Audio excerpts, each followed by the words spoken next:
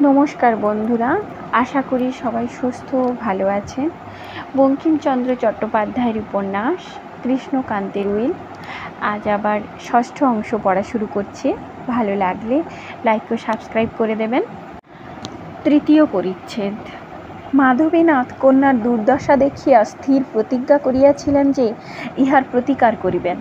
গোবিন্দলাল ও রোহিণী এই অনিষ্টের মূল, অতএব প্রথমেই সন্ধান কর্তব্য সেই পামরই কোথায় আছে, নচেৎ দুষ্টের দণ্ড হইবে না, ভ্রমরও মরিবে।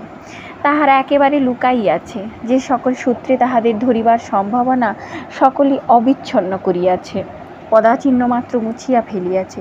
কিন্তু মাধবীনাথ বলিলেন যে যদি আমি তাহাদের সন্ধান করিতে না পারি, তবে বৃথায় আমার পৌরুষের শ্লাঘা করি।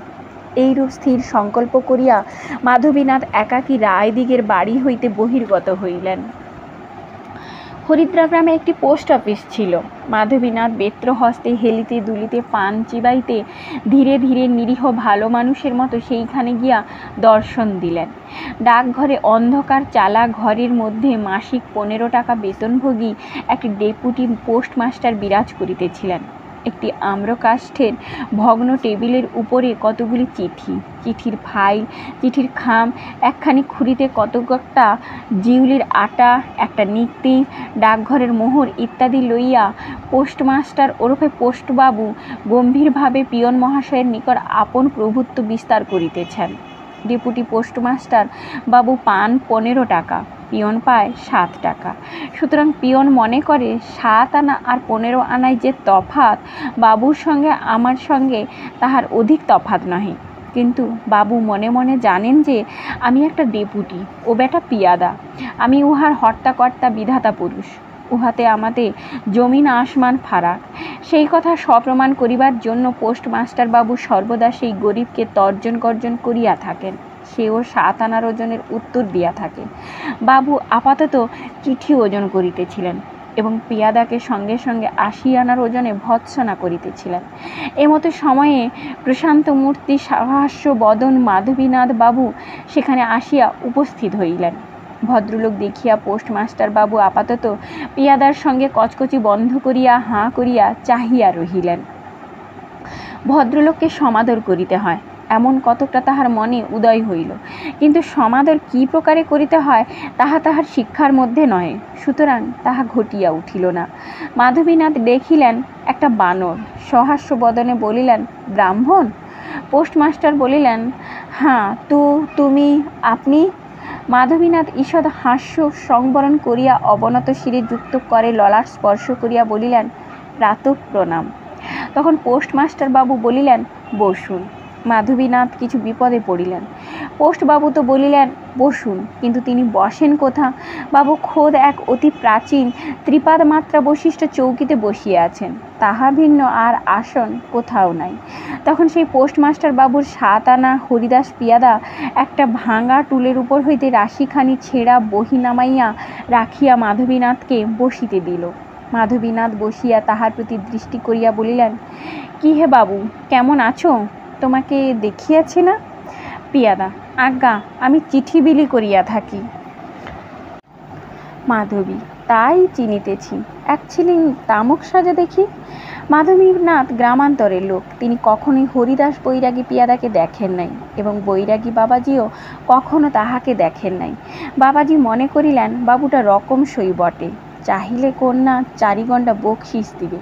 এই ভাবিয়া হরিদাস হুঁকোর তল্লাশে ধাবিত হইলেন। মাধবীনাথ আদৌ তামাকু খান না, কেবল হরিদাস বাবাজিকে বিদায় করিবার জন্য তামাকুর ফরমাইশ করিলেন।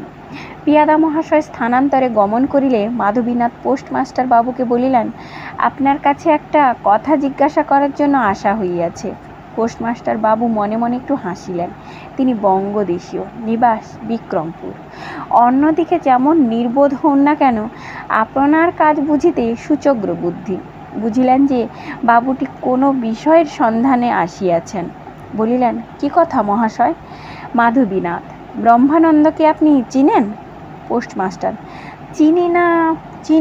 ভালো চিনি না। মাধবীনাথ বুঝিলেন অবতার নিজ মূর্তি ধারণ করিবার উপক্রম করিতেছে। বলিলেন, আপনার ডাকঘরে ব্রহ্মানন্দ ঘোষের নামে কোনো পত্রাদি আসিয়া থাকে? পোস্টমাস্টার, আপনার সঙ্গে ব্রহ্মানন্দ ঘোষের আলাপ নাই? মাধবীনাথ, থাক বা না থাক, কথাটা জিজ্ঞাসা করিতে আপনার কাছে আসিয়াছি। পোস্টমাস্টার বাবু তখন আপনার উচ্চ পদ এবং ডেপুটি অভিধান স্মরণপূর্বক অতিশয় গম্ভীর হইয়া বসিলেন এবং অল্প রুষ্টভাবে বলিলেন, ডাকঘরের খবর আমাদের বলিতে বারণ আছে। ইহা বলিয়া পোস্টমাস্টার নীরবে চিঠি ওজন করিতে লাগিলেন। মাধবীনাথ মনে মনে হাসিতে লাগিলেন, প্রকাশ্যে বলিলেন, ওহে বাপু, তুমি অমনি কথা কবে না তা জানি, সেই জন্য কিছু সঙ্গেও আনিয়াছি, কিছু দিয়া যাইব। এখন যা যা জিজ্ঞাসা করি ঠিক ঠিক বলো দেখি। তখন পোস্টবাবু হর্ষোৎফুল্ল বদনে বলিলেন, কি কন? মাধবীনাথ, কই এই ব্রহ্মানন্দের নামে কোনো চিঠিপত্র ডাকঘরে আসিয়া থাকে? পোস্টমাস্টার, আসে। মাধবীনাথ, কতদিন অন্তর? পোস্টমাস্টার, যে কথাটি বলিয়া দিলাম তাহার এখনো টাকা পাই নাই, আগে তার টাকা বাহির করুক, তবে নতুন কথা জিজ্ঞাসা করিবেন। মাধবীনাথের ইচ্ছা ছিল পোস্টমাস্টারকে কিছু দিয়া যান, কিন্তু তাহার চরিত্রে বড় বিরক্তি হইয়া উঠিলেন। বলিলেন, বাপু, তুমি তো বিদেশি মানুষ দেখছি, আমায় চেনো কি? পোস্টমাস্টার মাথা নাড়িয়া বলিলেন, না। তা আপনি যেই হন না কেন, আমরা কি পোস্ট অফিসের খবর যাকে তাকে বলি? কে তুমি? মাধবীনাথ, আমার নাম মাধবীনাথ সরকার, বাড়ি রাজগ্রাম। আমার পাল্লায় কত লাঠিয়াল আছে খবর রাখো? পোস্টবাবুর ভয় হইল। মাধবীবাবুর নামও দোর্দণ্ড প্রতাপ শুনিয়াছিলেন।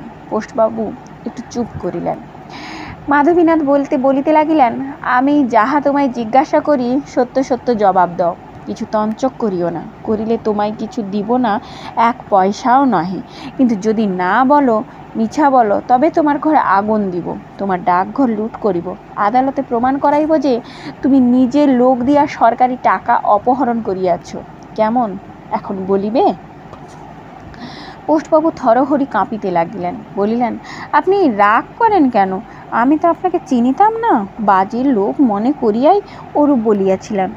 আপনি যখন আসিয়াছেন তখন যাহা জিজ্ঞাসা করিবেন তাহা বলিব। মাধবীনাথ, কতদিন অন্তর ব্রহ্মানন্দের চিঠি আসে? পোস্টবাবু, প্রায় মাসে মাসে, ঠিক ঠাওর নাই। মাধবীনাথ, তবে রেজিস্ট্রি হইয়াও চিঠি আসে? পোস্টবাবু, হ্যাঁ, প্রায় অনেক চিঠি রেজিস্ট্রি করা। মাধবীনাথ, কোন আপিস হইতে রেজিস্ট্রি হইয়া আইসে? পোস্টবাবু, মনে নাই। মাধবীনাথ, তোমার আপিসে একখানা করিয়া রসিদ থাকে না? পোস্টমাস্টার রসিদ খুঁজিয়া বাহির করিলেন, একখানা পড়িয়া বলিলেন, প্রসাদপুর। প্রসাদপুর কোন জেলা? তোমাদের লিস্টি দেখো। পোস্টমাস্টার কাঁপিতে কাঁপিতে ছাপানো লিস্টি দেখিয়া বলিল, যশোর। মাধবীনাথ, দেখো তবে আর কোথা কোথা হইতে রেজিস্ট্রি চিঠি উহার নামে আসিয়াছে, সব রসিদ দেখো। পোস্টবাবু দেখিলেন, ইদানীন্তন যত পত্র আসিয়াছে সকলেই প্রসাদপুর হইতে। মাধবীনাথ পোস্টমাস্টার বাবুর কম্পমান হস্তে একখানি 10 টাকার নোট দিয়া বিদায় গ্রহণ করিলেন। তখনও হরিদাস বাবাজি হুঁকা জুটিয়া উঠে নাই। মাধবীনাথ হরিদাসের জন্য একটি টাকা রাখিয়া গেলেন। বলা বাহুল্য যে পোস্টবাবু তাহা আত্মসাৎ করিলেন। চতুর্থ পরিচ্ছেদ। মাধবীনাথ হাসিতে হাসিতে ফিরিয়া আসিলেন। মাধবীনাথ গোবিন্দলাল ও রোহিণীর অধঃপতন কাহিনী সকলে লোক পরম্পরায় শুনিয়াছিলেন। তিনি মনে মনে স্থির সিদ্ধান্ত করিয়াছিলেন যে রোহিণী গোবিন্দলাল এক স্থানেই গোপনে বাস করিতেছে। ব্রহ্মানন্দের অবস্থাও তিনি সবিশেষ অবগত ছিলেন, জানিতেন যে রোহিণী ভিন্ন তাহার আর কেহই নাই। অতএব যখন পোস্ট অফিসে জানিলেন যে ব্রহ্মানন্দের নামে মাসে মাসে রেজিস্ট্রি হইয়া চিঠি আসিতেছে, তখন বুঝিলেন যে হয় রোহিণী নয় গোবিন্দলাল তাহাকে মাসে মাসে খরচ পাঠায়। প্রসাদপুর হইতে চিঠি আসে, অতএব উভয়ই প্রসাদপুরে কিংবা তাহার নিকটবর্তী কোনো স্থানে অবশ্য বাস করিতেছে। কিন্তু নিশ্চয়কে নিশ্চয়তর করিবার জন্য তিনি কন্যালয়ে প্রত্যাগমন করিয়াই ফাঁড়িতে একটি লোক পাঠাইলেন। সাব ইন্সপেক্টরকে লিখিয়া পাঠাইলেন, একটি কনস্টেবল পাঠাইবেন, বোধহয় কতগুলি চোরা মাল ধরাইয়া দিতে পারিব। সাব ইন্সপেক্টর মাধবীনাথকে বিলক্ষণ জানিতেন, ভয়ও করিতেন। পত্র প্রাপ্তি মাত্র নিদ্রাসিংহ কনস্টেবলকে পাঠাইয়া দিলেন। মাধবীনাথ নিদ্রাসিংহের হস্তে 2টি টাকা দিয়া বলিলেন, বাপু হে, হিন্দি মিন্দি কইও না, যা বলি তাই করো। ওই গাছতলায় গিয়া লুকাইয়া থাকো, কিন্তু এমনভাবে গাছতলায় দাঁড়াইব যেন এখান হইতে তোমাকে দেখা যায়, আর কিছু করিতে হইবে না। নিদ্রাসিংহ স্বীকৃত হইয়া বিদায় লইল। মাধবীনাথ তখন ব্রহ্মানন্দকে ডাকিয়া পাঠাইলেন। ব্রহ্মানন্দ আসিয়া নিকটে বসিল। তখন আর কেহ সেখানে ছিল না। পরস্পরের স্বাগত জিজ্ঞাসার পর মাধবীনাথ বলিলেন, মহাশয় আমার স্বর্গীয় বৈবাহিক মহাশয়ের বড় আত্মীয় ছিলেন, এখন তাহারা তো কেহ নাই। আমার জামাতাও বিদেশগ্রস্ত। আপনার কোনো বিপদ আপদ পড়িলেই আমাদিগকে দেখিতে হয়, তাই আপনাকে ডাকাইয়াছি। ব্রহ্মানন্দের মুখ শুকাইল, বলিল, বিপদ কি মহাশয়? মাধবীনাথ গম্ভীরভাবে বলিলেন, আপনি কিছু বিপদগ্রস্ত বটে। ব্রহ্মানন্দ, কি বিপদ মহাশয়? মাধবীনাথ, বিপদ সমূহ পুলিশে কি প্রকারে নিশ্চয় জানিয়াছে যে আপনার কাছে একখানা চোরা নোট আছে। ব্রহ্মানন্দ আকাশ হইতে পড়িল, সে কি আমার কাছে চোরা নোট? মাধবীনাথ, তোমার জানা চোরা না হইতে পারে, অন্য তোমাকে চোরা নোট দিয়াছে, তুমি না জানিয়া তুলিয়া রাখিয়াছ। ব্রহ্মানন্দ, সে কি মহাশয়, আমাকে নোট কে দিবে? মাধবীনাথ তখন আওয়াজ ছোট করিয়া বলিলেন, আমি সকলই জানিয়াছি, পুলিশেও জানিয়াছে, বাস্তবিক পুলিশের কাছেই এ সকল কথা শুনিয়াছি। চোরা নোট প্রসাদপুর হইতে আসিয়াছে। ওই দেখো, একজন পুলিশের কনস্টেবল আসিয়া তোমার জন্য দাঁড়াইয়া আছে। আমি তাহাকে কিছু দিয়া আপাতত স্থগিত রাখিয়াছি। মাধবীনাথ তখন বৃক্ষতল বিহারী রুলধারী গুম্ফ শ্রুশ্রু শোভিত জলধর সন্নিভ কনস্টেবলের কান্তমূর্তি দর্শন করাইলেন। ব্রহ্মানন্দ থরথর কাঁপিতে লাগিল। মাধবীনাথের পায়ে জড়াইয়া কাঁদিয়া বলিল, আপনি রক্ষা করুন। মাধবীনাথ, ভয় নাই। এবার প্রসাদপুর হইতে কোন কোন নম্বরের নোট পাইয়াছ বলো দেখি। পুলিশের লোক আমার কাছে নোটের নম্বর রাখিয়া গিয়াছে, যদি সে নম্বরের নোট না হয় তবে ভয় কি? নম্বর বদলাইতে কতক্ষণ? এবারকার প্রসাদপুরের পত্রখানি লইয়া আইসো দেখি, নোটের নম্বর দেখি। ব্রহ্মানন্দ যায় কি প্রকারে ভয় করে, কনস্টেবল যে গাছতলায়। মাধবীনাথ বলিলেন, কোনো ভয় নেই, আমি সঙ্গে লোক দিতেছি। মাধবীনাথের আদেশ মতো একজন দারোয়ান ব্রহ্মানন্দর সঙ্গে গেল। ব্রহ্মানন্দ রোহিণীর পত্র লইয়া আসিলেন। সেই পত্রে মাধবীনাথ যাহা যাহা খুঁজিতেছিলেন সকলই পাইলেন। পত্র পাঠ করিয়া ব্রহ্মানন্দকে ফিরিয়া দিয়া বলিলেন, এ নম্বরের নোট নহে, কোনো ভয় নাই, তুমি ঘরে যাও, আমি কনস্টেবলকে বিদায় করিয়া দিতেছি। ব্রহ্মানন্দ মৃতদেহে প্রাণ পাইল, ঊর্ধ্বশ্বাসে তথা হইতে পলায়ন করিল। মাধবীনাথ কন্যাকে চিকিৎসার্থ স্বগৃহে লইয়া গেলেন। তাহার চিকিৎসার্থ উপযুক্ত চিকিৎসক নিযুক্ত করিয়া দিয়া স্বয়ং কলিকাতায় চলিলেন। ভ্রমর অনেক আপত্তি করিল, মাধবীনাথ শুনিলেন না। শীঘ্রই আসিতেছি এই বলিয়া কন্যাকে প্রবোধ দিয়া গেলেন। কলিকাতায় নিশাকর দাস নামে মাধবীনাথের একজন বড় আত্মীয় ছিলেন। নিশাকর মাধবীনাথের অপেক্ষা 8-10 বৎসরের বয়স কনিষ্ঠ। নিশাকর কিছু করেন না, পৈতৃক বিষয় আছে, কেবল একটু একটু গীতবাদ্যের অনুশীলন করেন। নিষ্কর্মা বলিয়া সর্বদা পর্যটনে গমন করিয়া থাকেন। মাধবীনাথ তাহার কাছে আসিয়া সাক্ষাৎ করিলেন।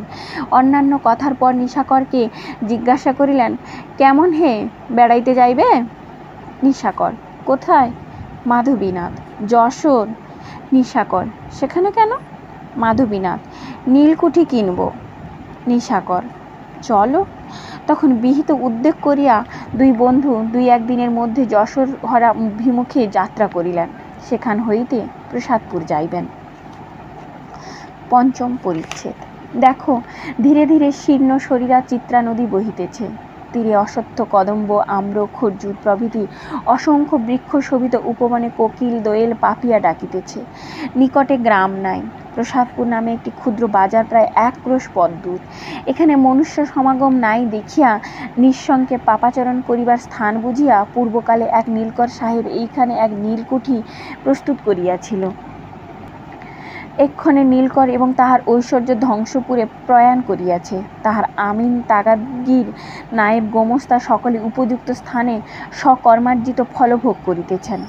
একজন বাঙালি সেই জনশূন্য প্রান্তরস্থিত রম্য অট্টালিকা ক্রয় করিয়া তাহা সুসজ্জিত করিয়াছিলেন। পুষ্পে, প্রস্তর, পুত্তলে, আসনে, দর্পণে, চিত্রে গৃহ বিচিত্র হইয়া উঠিয়াছিল। তাহার অভ্যন্তরে দ্বিতলস্থ বৃহৎ কক্ষমধ্যে আমরা প্রবেশ করি। কক্ষ মধ্যে কতগুলি রমণীয় চিত্র, কিন্তু কতগুলি সুরুচিক বিগর্হিত, অবর্ণনীয়।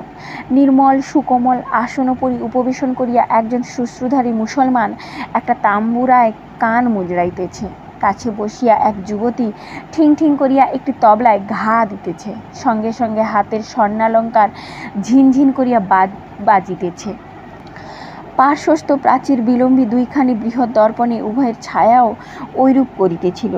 পাশের ঘরে বসিয়া একজন যুবা পুরুষ নোবেল পড়িতেছেন এবং মধ্যস্থ মুক্ত দ্বারপথে যুবতীর কার্য দেখিতেছেন। তাম্বুরার কান মুজড়াইতে মুজড়াইতে দাড়িধারী তারে অঙ্গুলি দিতেছিল। যখন তারের মেয় মেয় তার তবলার খ্যান খ্যান ওস্তাদজির বিবেচনায় এক হইয়া মিলিল, তখন তিনি সেই গুম্ফর শ্বশ্রুর অন্ধকার মধ্যে হইতে কতগুলি তুষার ধবল দন্ত বিনির্গত করিয়া বৃষভ দুর্লভ কণ্ঠস্বর বাহির করিতে আরম্ভ করিলেন। রব নির্গত করিতে করিতে সে তুষার ধবল দন্তগুলি বহুবিধ খিচুনিতে পরিণত হইতে লাগিল এবং ভ্রমর কৃষ্ণ শ্বশ্রু রাশি তাহার অনুবর্তন করিয়া নানা প্রকার রঙ্গ করিতে লাগিল। তখন যুবতী খিচুনি সন্তাড়িত হইয়া সেই বৃষভ দুর্লভ রবের সঙ্গে আপনার কোমল কণ্ঠ মিশাইয়া গীত আরম্ভ করিল। তাহাতে সরু মোটা আওয়াজে সোনালি রূপালী রকম এক প্রকার গীত হইতে লাগিল। এইখানে যবনিকা পতন করিতে ইচ্ছা হয়। যাহা অপবিত্র অদর্শনীয় তাহা আমরা দেখাইব না, তাহা নিতান্ত না বলিলে নয়, তাহাই বলিব। কিন্তু তথাপি সেই অশোক বকুল কুটজ কুরুবক কুঞ্জ মধ্যে ভ্রমর কুঞ্জন কোকিল কুজন, সেই ক্ষুদ্র নদীর তরঙ্গ চালিত রাজহংসের কলনাদ, সেই যুথি জাতি মল্লিকাম্মা মধুমালতী প্রভৃতি কুসুমের সৌরভ, সেই গৃহ মধ্যে নীল কাঁচ প্রবিষ্ট রৌদ্রের অপূর্ব মাধুরী, সেই রজত স্ফটিকার দিন নির্মিত পুষ্পধারে সুবিন্যস্ত কুসুম গুচ্ছের শোভা, সেই গৃহশোভাকারী দ্রব্যজাতের বিচিত্র উজ্জ্বল বর্ণ, আর সেই গায়কের বিশুদ্ধ স্বর সপ্তকের ভূয়সী সৃষ্টি, এই সকলের ক্ষণিক উল্লেখ করিলাম। কেননা যে যুবক নিবিষ্ট মনে যুবতীর চঞ্চল কটাক্ষ দৃষ্টি করিতেছে, তার হৃদয়ে ওই কটাক্ষের মাধুর্যেই এই সকলের সম্পূর্ণ স্ফূর্তি হইতেছে। এই যুবা গোবিন্দলাল, ওই যুবতী রোহিণী। এই গৃহ গোবিন্দলাল ক্রয় করিয়াছেন, এইখানেই ইহারা স্থায়ী। অকস্মাৎ রোহিণীর তবলা বেসুরা বলিল, ওস্তাদজির তামুরার তার ছিঁড়িল, তার গলায় বিষম লাগিল, গীত বন্ধ হইল। গোবিন্দলালের হাতের নবেল পড়িয়া গেল। সেই সময় সেই প্রমোদগৃহের দ্বারে একজন অপরিচিত যুবা পুরুষ প্রবেশ করিল। আমরা তাহাকে চিনি, সেই নিশাকর দাস। ষষ্ঠ পরিচ্ছেদ। দ্বিতল অট্টালিকার উপরিতলে রোহিণীর বাস। তিনি হাফ পরদানসীন। নিম্নতলে ভৃত্যগণ বাস করে। সে বিজন মধ্যে প্রায় কেহই কখনো গোবিন্দলালের সঙ্গে সাক্ষাৎ করিতে আসিত না, সুতরাং সেখানে বহির্বাটির প্রয়োজন ছিল না। যদি কালে ভদ্রে কোনো দোকানদার বা অপর কেহ আসিত, উপরের বাবুর কাছে সংবাদ যাইত, বাবু নিচে আসিয়া তাহার সঙ্গে সাক্ষাৎ করিতেন। অতএব বাবুর বসিবার জন্য নিচেও একটি ঘর ছিল। নিম্নতলে দ্বারে আসিয়া দাঁড়াইয়া নিশাকর দাস কহিলেন, কে আছো গা এখানে? গোবিন্দলালের সোনার উপনামে দুই ভৃত্য ছিল। মনুষ্যের শব্দে দুইজনেই দ্বারের নিকট আসিয়া নিশাকরকে দেখিয়া বিস্মিত হইল। নিশাকরকে দেখিয়াই বিশেষ ভদ্রলোক বলিয়া বোধ হইল। নিশাকর ও বেশভূষা সম্বন্ধে একটু জাঁক করিয়া গিয়াছেন, সেরূপ লোক কখনো সে চৌকাট মারায় নাই। দেখিয়া ভৃত্যেরা পরস্পর মুখ চাওয়াচাই করিতে লাগিল। সোনা জিজ্ঞাসা করিল, আপনি কাকে খুঁজছেন? নিশাকর, তোমাদেরই। বাবুকে সংবাদ দাও যে একটি ভদ্রলোক সাক্ষাৎ করিতে আসিয়াছে। সোনা, কি নাম বলিব? নিশাকর, নামের প্রয়োজনই বা কি? একটি ভদ্রলোক বলিয়া বলিও। এখন চাকরেরা জানিত যে কোনো ভদ্রলোকের সঙ্গে বাবু সাক্ষাৎ করেন না, সেরূপ স্বভাবই নয়, সুতরাং চাকরেরা সংবাদ দিতে বড় ইচ্ছুক ছিল না। সোনা ইতস্তত করিতে লাগিল। রূপ বলিল, আপনি অনর্থক আসিয়াছেন, বাবু কাহারও সহিত সাক্ষাৎ করেন না। নিশাকর, তবে তোমরা থাকো, আমি বিনা সংবাদেই উপরে যাইতেছি। চাকরেরা ফাঁপড়ে পড়িল, বলিল, না মহাশয়, আমাদের চাকরি যাবে। নিশাকর তখন একটি টাকা বাহির করিয়া বলিলেন, যে সংবাদ করিবে তাহার এই টাকা। সোনা ভাবিতে লাগিল। রূপ চিলের মতো ছোঁ মারিয়া নিশাকরের হাত হইতে টাকা লইয়া উপরে সংবাদ দিতে গেল। গৃহটি বেষ্টন করিয়া যে পুষ্পোদ্যান আছে তাহা অতি মনোরম। নিশাকর সোনাকে বলিলেন, আমি এ ফুল বাগানে বেড়াইতেছি, আপত্তি করিও না। যখন সংবাদ আসিবে তখন আমাকে এখান হইতে ডাকিয়া আনিও। এই বলিয়া নিশাকর সোনার হাতে আরেকটি টাকা দিলেন। রূপ যখন বাবুর কাছে গেল তখন বাবু কোনো কার্যবশত অনবসর ছিলেন। ভৃত্য তাহাকে নিশাকরের সংবাদ কিছুই বলিতে পারিল না। এদিকে উদ্যান ভ্রমণ করিতে করিতে নিশাকর একবার ঊর্ধ্বদৃষ্টি করিয়া দেখিলেন এক পরমা সুন্দরী জানেলায় দাঁড়াইয়া তাহাকে দেখিতেছে। রোহিণী নিশাকরকে দেখিয়া ভাবিতেছিল, এ কে? দেখিয়াই বোধ হইতেছে যে এদেশের লোক নয়। বেশভূষা রকম সকম দেখিয়া বোঝা যাইতেছে যে বড় মানুষ বটে, দেখিতেও সুপুরুষ। গোবিন্দলালের চেয়ে? না, তা নয়। গোবিন্দলালের রং ফর্সা, কিন্তু এর মুখ চোখ ভালো, বিশেষ চোখ। মরি, কি চোখ! এ কোথা থেকে এলো? হলুদ গাঁয়ের লোক তো নয়, সেখানকার সবাইকে চিনি। ওর সঙ্গে দুটো কথা কইতে পাই না, ক্ষতি কি? আমি তো কখনো গোবিন্দলালের কাছে বিশ্বাসঘাতিনী হইব না। রোহিণী এইরূপ ভাবিতেছিল। এমতো সময় নিশাকর উন্নত মুখে ঊর্ধ্বদৃষ্টি করাতে চারিচক্ষু সম্মিলিত হইল। চক্ষে চক্ষে কোনো কথাবার্তা হইল কি না তাহা আমরা জানি না, জানিলেও বলিতে ইচ্ছা করি না, কিন্তু আমরা শুনিয়াছি এমতো কথাবার্তা হইয়া থাকে। এমতো সময়ে রূপবাবুর অবকাশ পাইয়া বাবুকে জানাইল যে একটি ভদ্রলোক সাক্ষাৎ করিতে আসিয়াছে। বাবু জিজ্ঞাসা করিলেন, কোথা হইতে আসিয়াছে? রূপ, তাহা জানি না বাবু। তা না জিজ্ঞাসা করে খবর দিতে আসছিস কেন? রূপ দেখিল বোকা বনিয়া যায়। উপস্থিত বুদ্ধির সাহায্যে বলিল, তা জিজ্ঞাসা করিয়াছিলাম। তিনি বলিলেন, বাবুর কাছেই বলিব। বাবু বলিলেন, তবে বল গিয়া, সাক্ষাৎ হইবে না। এদিকে নিশাকর বিলম্ব দেখিয়া সন্দেহ করিলেন যে বুঝি গোবিন্দলাল সাক্ষাৎ করিতে অস্বীকৃত হইয়াছে। কিন্তু দুষ্কৃতকারীর সঙ্গে ভদ্রতা কেনই করি? আমি কেন আপনি উপরে চলিয়া যাই না? এইরূপ বিবেচনা করিয়া ভৃত্যের পুনরাগমনের প্রতীক্ষা না করিয়াই নিশাকর গৃহমধ্যে পুনঃপ্রবেশ করিলেন। দেখিলেন সোনারূপ কেহই নিচে নাই। তখন তিনি নিরুদ্বেগে সিঁড়িতে উঠিয়া যেখানে গোবিন্দলাল, রোহিণী এবং দানেশ খা গায়ক সেইখানে উপস্থিত হইলেন। রূপ তাহাকে দেখাইয়া দিল যে এই বাবু সাক্ষাৎ করিতে চাহিতেছিলেন। গোবিন্দলাল বড় রুষ্ট হইলেন, কিন্তু দেখিলেন ভদ্রলোক। জিজ্ঞাসা করিলেন, আপনি কে? নিশাকর, আমার নাম রাসবিহারী দে। গোবিন্দলাল, নিবাস? নিশাকর, বরাহনগর। নিশাকর জাঁকিয়া বসিলেন, বুঝিয়াছিলেন যে গোবিন্দলাল বসিতে বলিবেন না।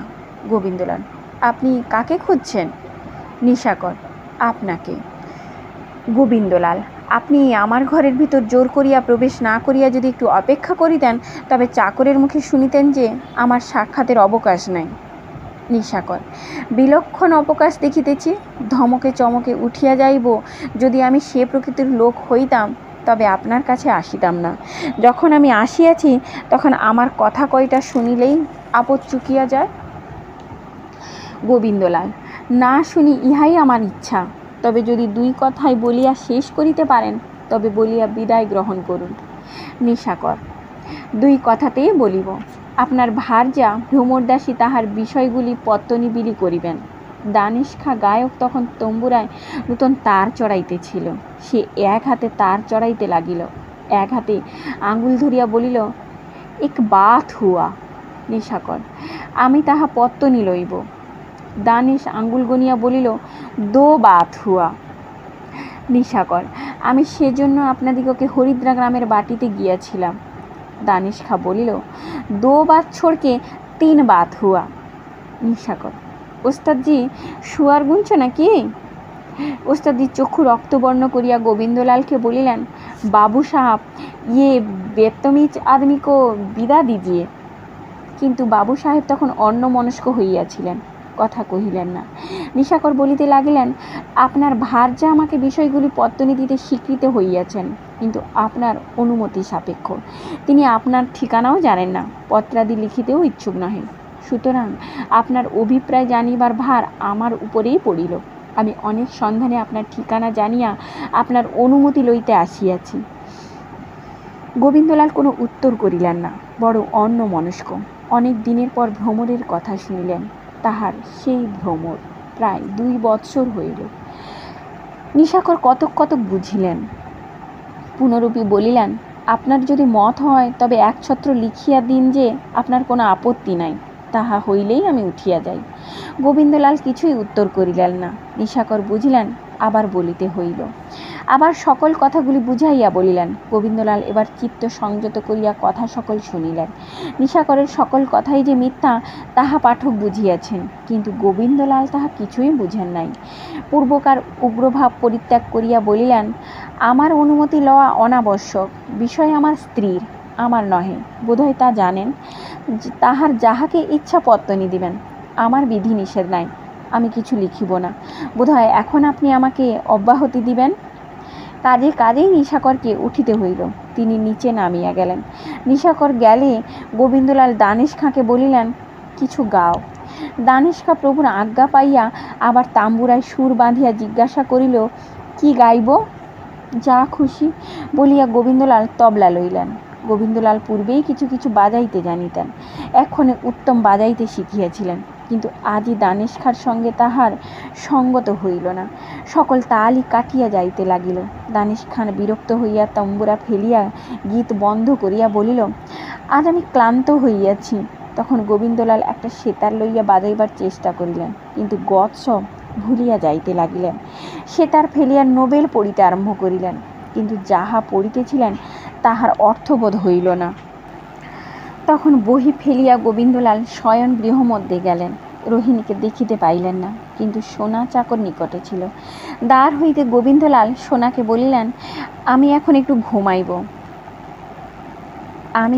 আপনি না উঠিলে আমাকে কেহ যেন না উঠায়।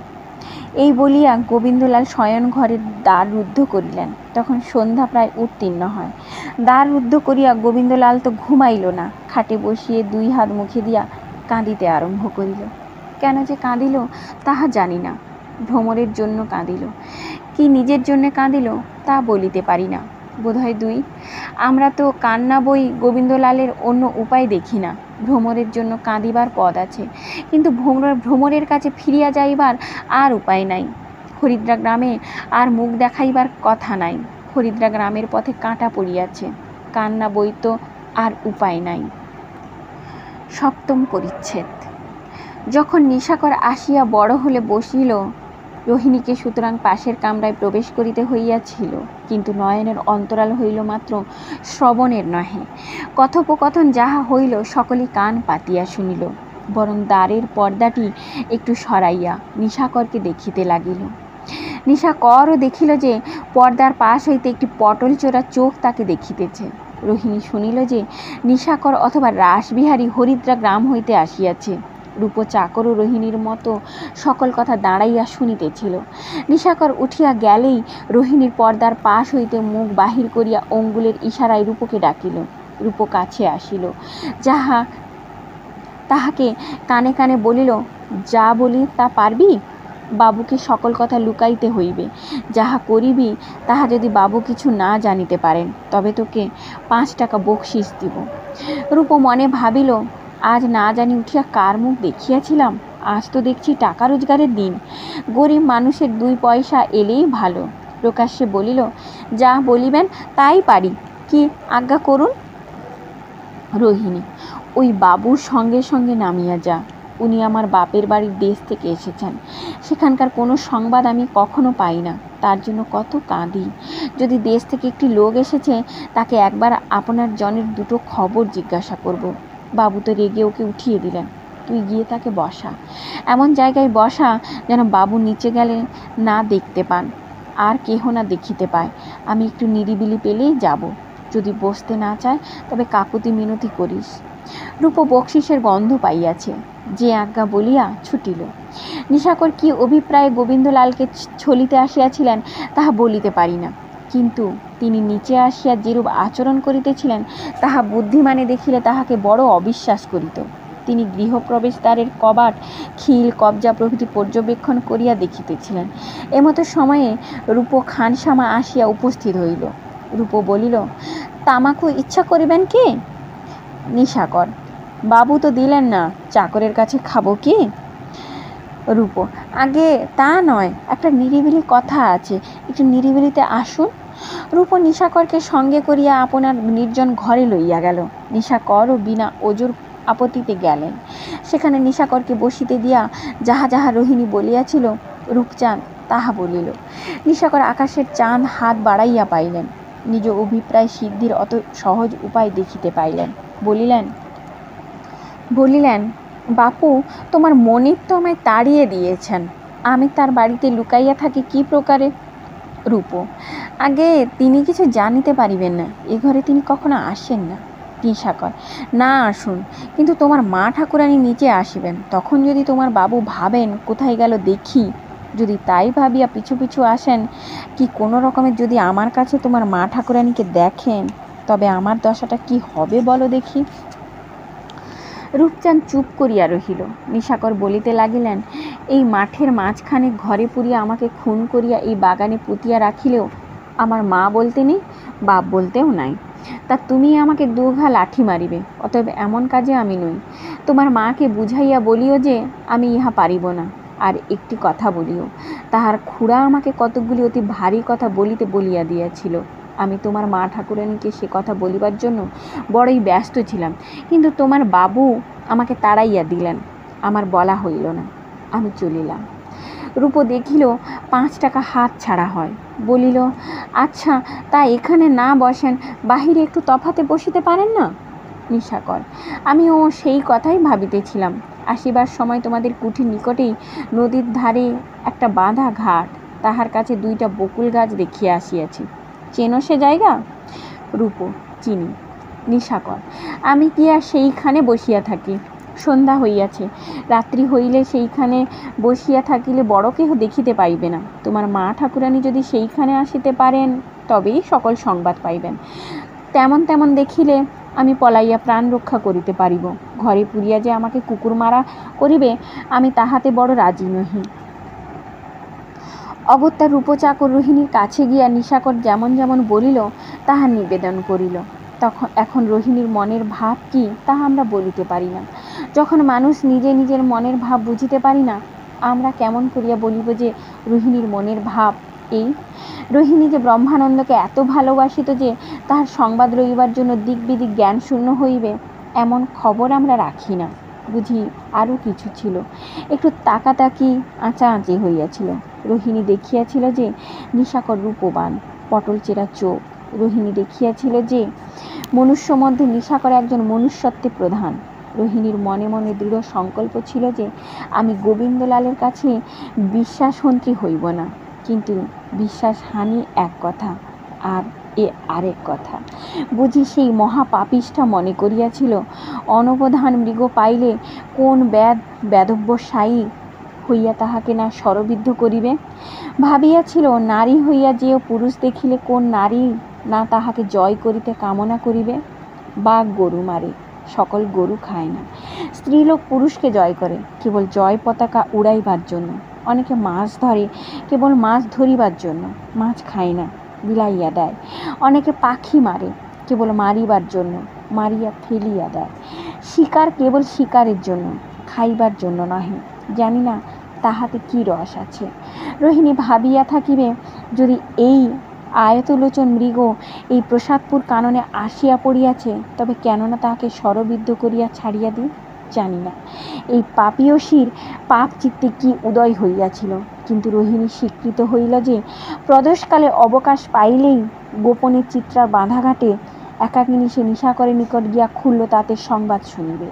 রূপচাঁদ আসিয়া সে কথা নিশাকরের কাছে বলিল। নিশাকর শুনিয়া ধীরে ধীরে আসিয়া হর্ষোৎফুল্ল মনে গাত্রোত্থান করিলেন। অষ্টম পরিচ্ছেদ। রূপ সরিয়া গেলে নিশাকর সোনাকে ডাকিয়া বলিলেন, তোমরা বাবুর কাছে কতদিন আছো?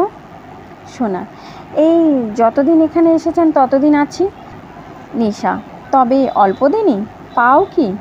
সোনা, 3 টাকা মাহিয়ানা খোরাক পোশাক। নিশা, এত অল্প বেতনে তোমাদের মতো খানসামার পোষায় কি? কথাটা শুনিয়া সোনা খানসামা গলিয়া গেল। বলিল, কি করি, এখানে আর কোথায় চাকরি জোটে? নিশা, চাকরির ভাবনা কি? আমাদের দেশে গেলে তোমাদের লুপে নেয়, 5-7-10 টাকা অনায়াসে মাসে পাও। সোনা, অনুগ্রহ করিয়া যদি সঙ্গে লইয়া যান। নিশা, নিয়ে যাব কি? অমন মুনিবের চাকরি ছাড়বে? সোনা, মুনিব মন্দ নয়, কিন্তু মুনিব ঠাকুরন বড় হারামজাদা। নিশা, হাতে হাতে তোর প্রমাণ পেয়েছি, আমার সঙ্গে তোমার যাওয়াই স্থির তো? সোনা, স্থির বই কি। নিশা, তবে যাবার সময় তোমার মনিবের একটু উপকার করিয়া যাও, কিন্তু বড় সাবধানের কাজ, পারবে কি? সোনা, ভালো কাজ হয়তো পারবো না কেন? নিশা, তোমার মনিবের পক্ষে ভালো, মনিবিনীর পক্ষে বড় মন্দ। সোনা, তবে এখনই বলুন, বিলবে কাজ নাই, তাতে আমি বড় রাজি। নিশা, ঠাকুরনটি আমাকে বলিয়া পাঠাইয়াছেন চিত্রার বাঁধাঘাটে বসিয়া থাকিতে, রাত্রে আমার সঙ্গে গোপনে সাক্ষাৎ করিবেন। বুঝেছ? আমিও শিকার হইয়াছি। আমার অভিপ্রায় যে তোমার মনিবের চোখ ফুটাই দিই। তুমি আস্তে আস্তে কথাটি তোমার মনিবকে জানিয়ে আসিতে পারো। সোনা, এখনই? ও পাপ মূলেই বাঁচি। নিশা, এখন নয়, এখন আমি ঘাটে গিয়া বসিয়া থাকি, তুমি সতর্ক থেকো। যখন দেখবে ঠাকুরনটি ঘাটের দিকে চলিলেন, তখনই গিয়া তোমার মনিবকে বলিয়া দিও রূপ কিছু জানিতে না পারে, তারপর আমার সঙ্গে জুটো। যে আজ্ঞে বলিয়া সোনা নিশাকরের পায়ের ধুলা গ্রহণ করিল। তখন নিশাকর হেলিতে দুলিতে গজেন্দ্র গমনে চিত্রা তীরশোভী সোপানবলির উপর গিয়া বসিলেন। অন্ধকার নক্ষত্র ছায়া প্রদীপ্ত চিত্রা বাড়ি নীরবে চলিতেছে। চারিদিকে শ্রীকাল কুকুরাদি বহুবিধ রব করিতেছে। কোথাও দূরবর্তী নৌকার উপর বসিয়া ধীবর উচ্চস্বরে শ্যামা বিষয় গাইতেছে। তদ্ভিন্ন সেই বিজন প্রান্তর মধ্যে কোনো শব্দ শোনা যাইতেছে না। নিশাকর সেই গীত শুনিতেছেন এবং গোবিন্দলালের বাসগৃহের দ্বিতল কক্ষের বাতায়ন নিঃসৃত উজ্জ্বল দীপলোক দর্শন করিতেছেন এবং মনে মনে ভাবিতেছেন, আমি কি নৃশংস! একজন স্ত্রীলোকের সর্বনাশ করিবার জন্য কত কৌশল করিতেছি, অথবা নৃশংসতাই বা কি? দুষ্টের দমন অবশ্যই কর্তব্য। যখন বন্ধুর কন্যার জীবন রক্ষার্থে এই কার্য বন্ধুর নিকট স্বীকার করিয়াছি, তখন অবশ্য করিব, কিন্তু আমার মন ইহাতে প্রসন্ন নয়। রোহিণী পাপীয়সী, পাপের দণ্ড দিব, পাপ স্রোতের রোধ করিব, ইহাতে অপ্রসাদী বা কেন? বলিতে পারি না, বোধহয় সোজা পথে গেলে এত ভাবিতাম না, বাঁকা পথে গিয়াছি বলিয়াই এত সংকোচ হইতেছে। আর পাপ পুণ্যের দণ্ড পুরস্কার দিবার আমি কে? আমার পাপ পুণ্যের যিনি দণ্ড পুরস্কার করিবেন, রোহিণীরও তিনি বিচারকর্তা। বলিতে পারি না, হয়তো তিনি আমাকে এই কার্যে নিয়োজিত করিয়াছেন, কি জানি। তয়া হৃষিকেশ হৃদি স্থিতেন যথা নিযুক্তস্মি তথা করমি। এইরূপ চিন্তা করিতে করিতে রাত্রি প্রহরাতীত হইল। তখন নিশাকর দেখিলেন নিঃশব্দ পাদ বিক্ষেপে রোহিণী আসিয়া কাছে দাঁড়াইল। নিশ্চয়কে সুনিশ্চিত করিবার জন্য নিশাকর জিজ্ঞাসা করিলেন, কে গা? রোহিণীও নিশ্চয়কে সুনিশ্চিত করিবার জন্য বলিল, তুমি কে? নিশাকর বলিল, আমি রাসবিহারী। রোহিণী বলিল, আমি রোহিণী। নিশাকর, এত রাত্রি হলো কেন? রোহিণী, একটু না দেখে শুনে তো আসতে পারিনে, কি জানি কে কোথা দিয়ে দেখতে পাবে, তা তোমার বড় কষ্ট হয়েছে। নিশা, কষ্ট হোক না হোক, মনে মনে ভয় পাইতেছিল যে তুমি বুঝি ভুলিয়া গেলে। রোহিণী, আমি যদি ভুলিবার লোক হইতাম, তাহলে আমার দশা এমন হইবে কেন? একজনকে ভুলিতে না পারিয়া এদেশে আসিয়াছি, আর আজ তোমাকে ভুলিতে না পারিয়া এখানে আসিয়াছি। এই কথা বলিতেছিল, এমতো সময় কে আসিয়া পিছন হইতে রোহিণীর গলা টিপিয়া ধরিল। রোহিণী চমকাইয়া জিজ্ঞাসা করিল, কে রে? গম্ভীর স্বরে কে উত্তর করিল, তোমার জম। রোহিণী চিনিল যে গোবিন্দলাল। তখন আসন্ন বিপদ বুঝিয়া চারিদিক অন্ধকার দেখিয়া রোহিণী ভীত বিকম্পিত স্বরে বলিল, ছাড়ো ছাড়ো, আমি মন্দ অভিপ্রায়ে আসি নাই, আমি যে জন্য আসিয়াছি এই বাবুকে না হয় জিজ্ঞাসা করো। এই বলিয়া রোহিণী যেখানে নিশাকর বসিয়াছিল সেই স্থান অঙ্গুলি নির্দেশ করিয়া দেখাইল। দেখিল কেহ সেখানে নাই। নিশাকর গোবিন্দলালকে দেখিয়া পলকের মধ্যে কোথায় সরিয়া গিয়াছে। রোহিণী বিস্মিতা হইয়া বলিল, কই, কেহ কোথাও নাই যে? গোবিন্দলাল বলিল, এখানে কেহ নেই, আমার সঙ্গে ঘরে এসো। রোহিণী বিষণ্ণ চিত্তে ধীরে ধীরে গোবিন্দলালের সঙ্গে ঘরে ফিরিয়া গেল। আজ এই পর্যন্তই। পরের ভিডিওতে শেষ ও সপ্তম অংশ নিয়ে আসছি। ভালো থাকবেন, সুস্থ থাকবেন, আর ভালো লাগলে লাইক ও সাবস্ক্রাইব করে দেবেন।